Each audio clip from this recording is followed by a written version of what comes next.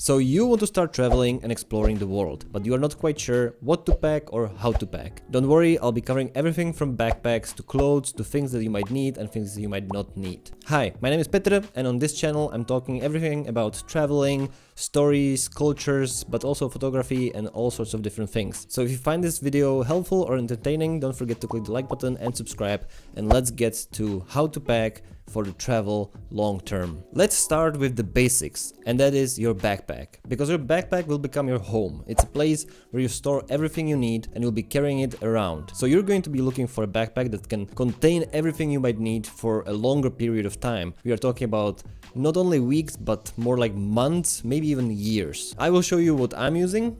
Just a second. So this is the backpack I'm using. It's called Osprey Atmos 50 AG. I've been quite happy with this backpack for years now. I've had it for like 5 years, I think, and it became like my biggest companion on the roads, and I'll explain why I like this one. So first of all, what you'll be looking for is something that will be comfortable on your back. This one specifically has a mesh that's kind of airy, and when I have it on my back, it doesn't really sweat that much. Also, maybe a disclaimer, none of this is sponsored. Nobody paid me to promote any of these products that I'm going to talk about. These are actually things that I use. I'm a small YouTuber, nobody pays me for stuff, so I'm just telling you what I'm using and my experience. But I will leave a link down in the description for like Amazon if you want to buy these things. It's an affiliate link, but other than this, I'm not sponsored. Nobody pays me for saying these things. The only downside of this backpack is that there is only one big huge pocket and then just this small one for like smaller stuff. There are other backpacks that will help you manage your backpack better. This one is 50 liters and I feel like it's enough because you can get 60, 70, 80 liters backpacks, but then it's up to you if you can carry it around. So yeah, pick your big backpack carefully because this is going to be something that's going to store everything you own and have on the road. It has to be comfortable, it has to be good on your back. I would not recommend trying to like save money on this because it really is like your second home basically on the road. So yeah, we covered the big backpack, but you most likely will need a smaller backpack as well. Choosing the small backpack will really depend on what sort of person you are. I have 3 different types of backpacks here. First one is another Osprey. This one is called Osprey Talon 33. It's a 30-liter backpack and the dimensions should fit the carry-on luggage for airplanes. Once again, it has a back support, but it's not as sophisticated as on the big one because this one they try to keep it lightweight because you're trying to take down the kilos as much as possible. Once again, as the other Osprey, this one has only one big hole basically. Other than that, I cannot complain. I've been using it for a long time as well. It did its job, you know. Then on the other hand, we have another backpack, and this one is specifically for photographers. So the main reason why I like this backpack is because you can open it from the back like this. You can see that there are like special compartments for your camera and your gear. So here you can fit your laptop, here you can fit your camera and maybe some lens, maybe even a drone, you know, something like that. The downside of this is that this whole area is taking basically half of the backpack, and the only place where you can fit things is this top. The top opens up as the normal backpack. You have a small compartment here. It could fit probably enough. I don't know. I still have to try it. This is my new backpack. So far, I'm really liking the compartments and how you can like manage your stuff better. This one is lightweight, small, and just feels like it's nice enough. And then the third thing that I love, and I use it daily even if I'm not traveling, it's a day pack basically. It's called a day pack. This one is from Sea to Summit. What I like about it is that it's super practical and really small. This is the whole thing basically. This is how it looks packed. When you need to unpack it, when you need to use it, you just open it up, you take everything out.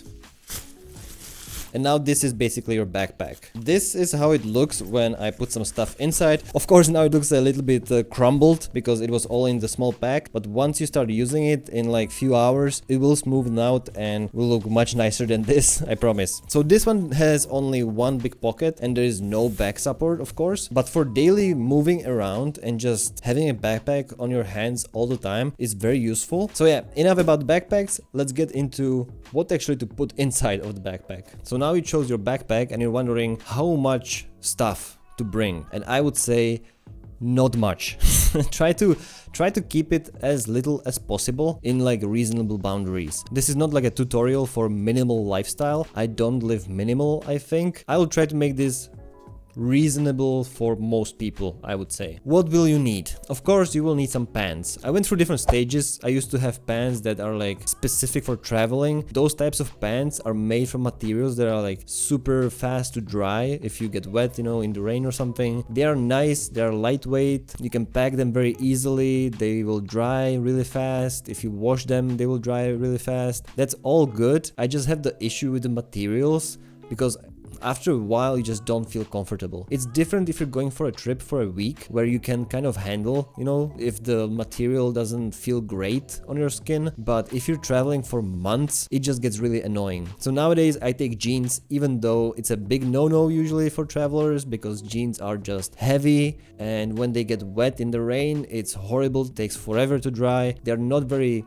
practical, but they are just really comfortable. So don't worry, take a pair of jeans. Don't bring 5 pairs of jeans, okay? I'm bringing just 1 pair of jeans and then another pair of pants just in case if I'm washing the other pair. So you have 2 pairs of pants, one that you're wearing and one that you have to have like for maybe hiking or if you need something when you're washing the other pair. Shorts, of course. Okay, I have to make clear also that we are not talking about a specific country. We are talking about long-term multi-country traveling. So you might be in different conditions. Sometimes you might be in the mountains, sometimes you'll be in the city, sometimes you might be on the beach or something, you know? So I want to cover what to pack in general for all sorts of climates. In that scenario, when you're packing for everything basically, you don't bring everything for every season. That's when the layering comes in hand. Layering is the most popular way of clothing, I guess, for travelers, and it's basically in the name. You just put on more layers. For the jackets, I would recommend something like a down jacket. What I have is this one by 66 North. It's not really down jacket because down jackets are made with the feathers or something, if I'm not mistaken. But this one is with synthetic materials, but it doesn't really matter.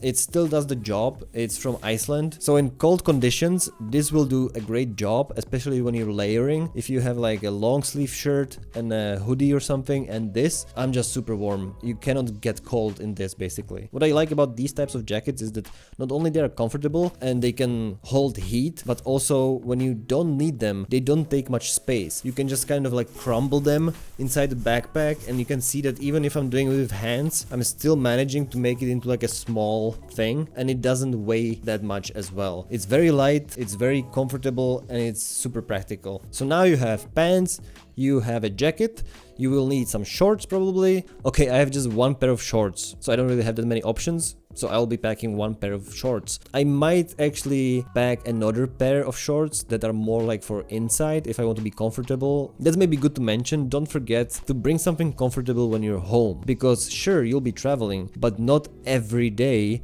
you'll be out there doing things. Someday, after months of traveling, you will just want to spend time at home. When it comes to t-shirts, once again, I don't have that many t-shirts. My general rule would be to pack as if you're going somewhere for a week. That means 7 t-shirts, I guess. One of them can be long sleeve. If you're wearing long sleeve shirts, then bring 2. I don't really wear them that much, so I'll pack 1 long sleeve shirt and the rest will be short sleeve and maybe like a tank top. Of course, I know I'm a man and I am not very fashionable, so I cannot speak for people that have taste in fashion, because I don't. Yes, dresses and stuff like that, once again, pack them reasonably. Just don't take 3 dresses and 6 pairs of jeans and stuff like that. You will not be able to carry all that weight. I know it might not seem like much when you're looking at them separately, but once they're all in the backpack, it will be really heavy and it will be really annoying to bring with you. I would give you maybe 1 tip: just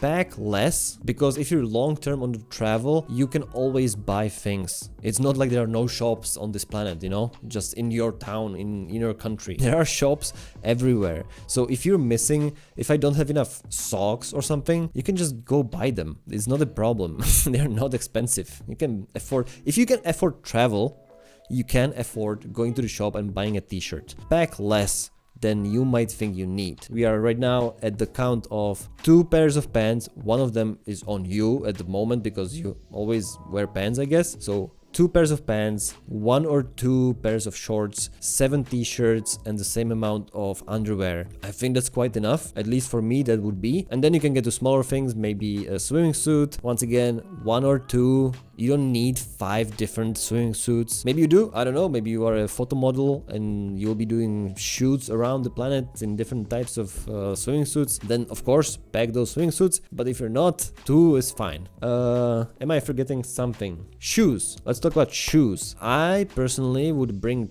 2 pairs. 1 pair is on me and that will be the heavier one. I'm usually trying to buy something that's like a proper shoe, maybe with Gore-Tex or something, you know, to help you with when it's like raining or you're going through puddles of water, stuff like that. And that's the pair I'm going to wear if I'm going on a plane or if I'm in a city or something, or if I'm going on a hike. I like my shoes to be like universal in that sense, that they look like they can go in the city, but you can also take them on the hike. Don't underestimate the weather. Of course, it's always good if the shoe has the Gore-Tex or something like that, some sort of protection. Bring warm socks, you know, and put them in the shoe and you should be fine, I think. Don't sue me, please, okay? If you die somewhere in the mountains of I don't know where. So yeah, we have 1 pair that's like the proper shoes and then 1 pair that will be like sandals, flip-flops, or like lightweight shoes that are like thin and nice, you know, to wear comfortable. Also, flip-flops might come in handy if you're going to stay in like hostels and stuff like that, guest houses, where you have to go to like bathrooms and showers that are like shared. In that case, having flip-flops is totally fine. So we have shoes, pants, t-shirts, underwear, jacket, and that might be it actually. If you know that you're going for multiple countries that might get cold, of course, bring 1 hat and 1 pair of gloves, but some lightweight, some smaller ones that you can fit. Don't bring like those huge ones that will be just in your backpack forever and then you will never touch them. Just bring some lightweight gloves and lightweight hat. What I like to use are those buffers. These will come in handy because it's just so universal. I usually wear them for my neck, but then also if you flip them around and you take 1 end, you can just tie like a knot, tighten it up a little bit, and when you flip it around, you have like a provisional hat.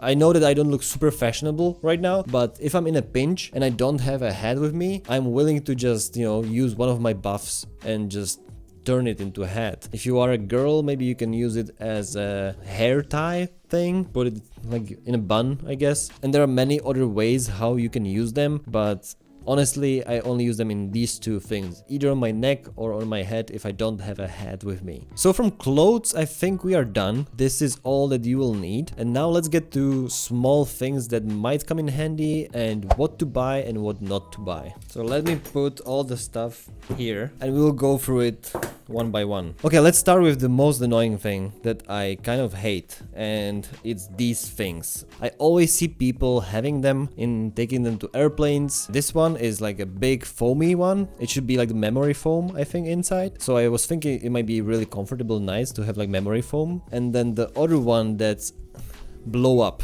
I've never used it ever. It's like, are you really going to be that person that's going to get on the plane and then just opens it up and goes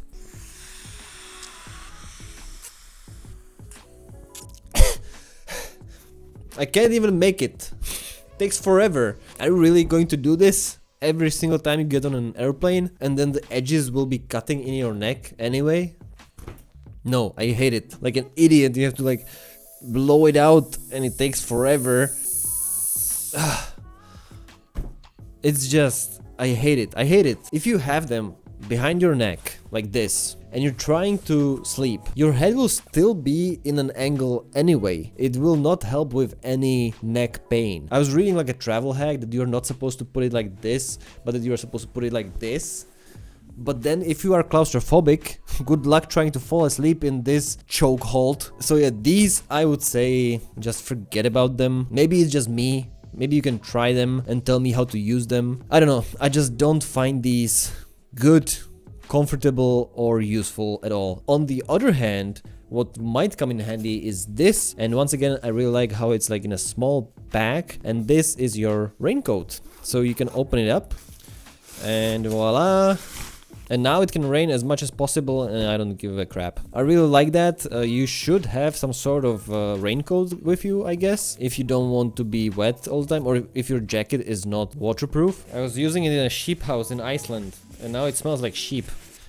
Ta-da! It's small, it's not heavy. I always bring it with me. Even if I don't use it, I'm always glad that I have it at least. On the same note as the backpack, in the same package, is the same company, I think as well, C2 Summit, yes. This is not a necessity, but it might come in handy. For me, this is like a lifesaver because I hate small flies that will fly into my eyes and nose and ears, like in Iceland or something.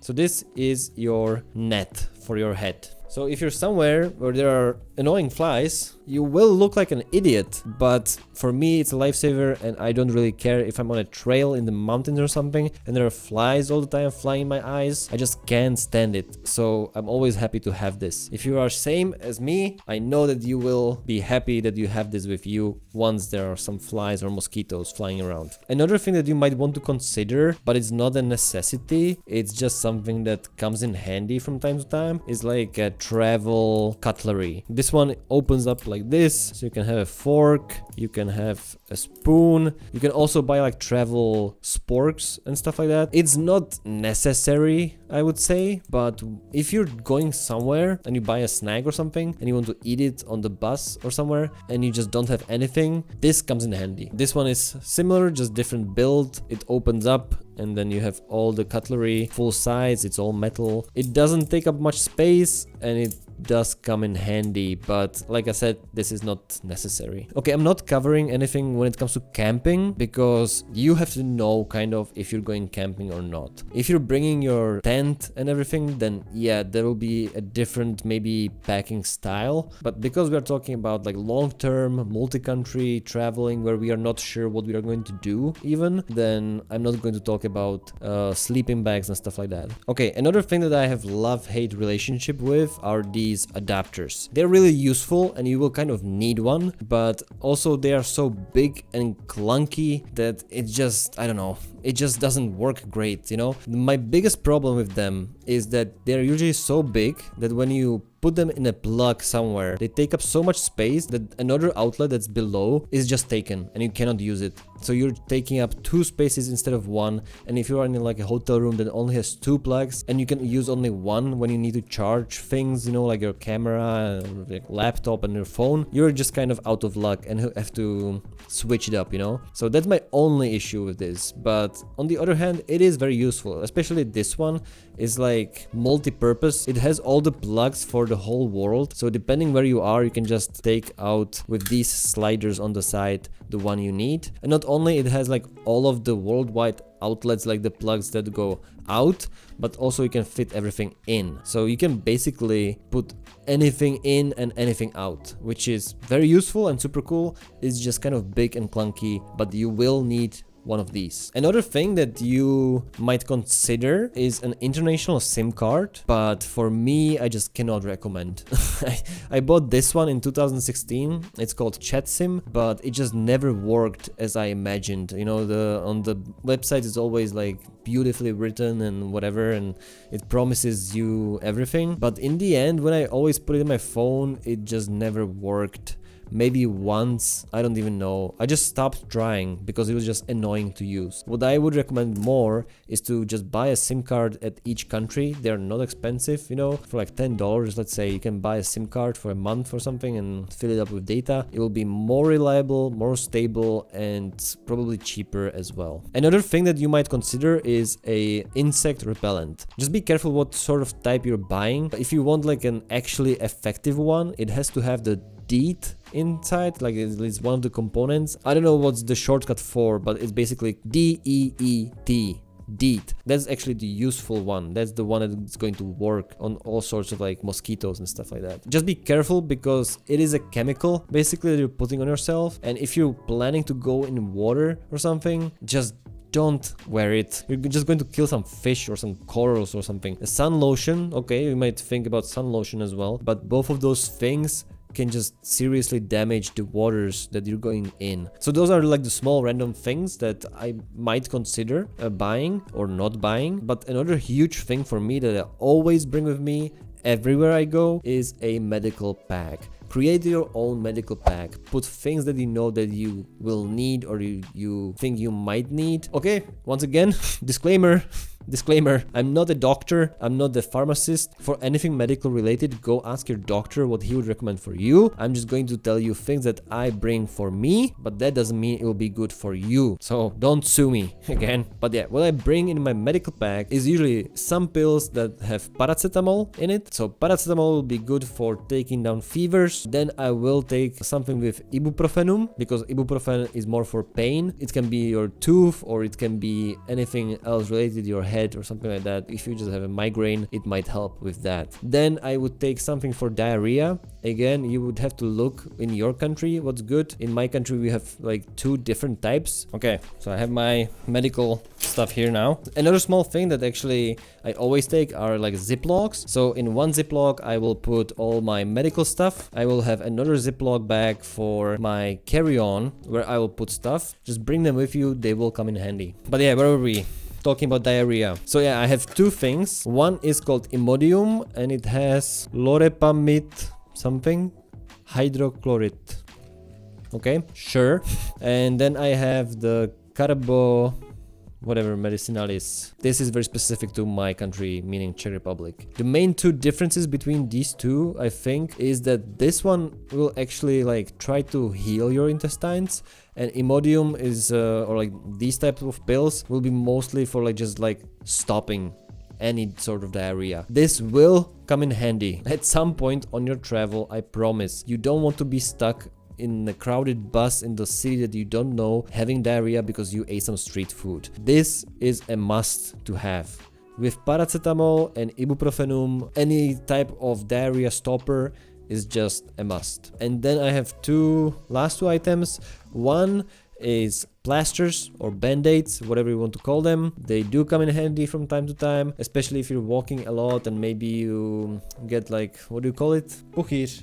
I don't know how to call it in English. Especially if you're like walking a lot or something and you get like a blister on your foot, then they might come in handy if you cut yourself, if you do anything. I'll take it out of the packaging, of course. All of these I will be taking out of the packaging and just putting them in the Ziploc bag just so it doesn't take much space. And then one last thing that is maybe privileged to have, I'm not sure, but it is antibiotics. I do bring 1 pack of antibiotics. When I go for like a general check to my doctor, I just tell them, look, I'm going to travel for a long time now. I'll be in whatever places. Can you please prescribe me 1 pack of antibiotics? This is in my country. I'm not sure if you can get it in any country, but I tried several doctors and they never had a problem with it. But again, in my country, this thing is not expensive. Going to the doctor is not expensive. I might be just talking out of privilege here. I am not quite sure. You don't need it. Antibiotics should be available to you in the hospitals if you need them. It's just I bring 1 pack just in case if I'm like in the jungle or something and something happens or I can't get medical attention fast. I'm glad to have it. I'm lucky. I have to knock on the wood. I never had to use it.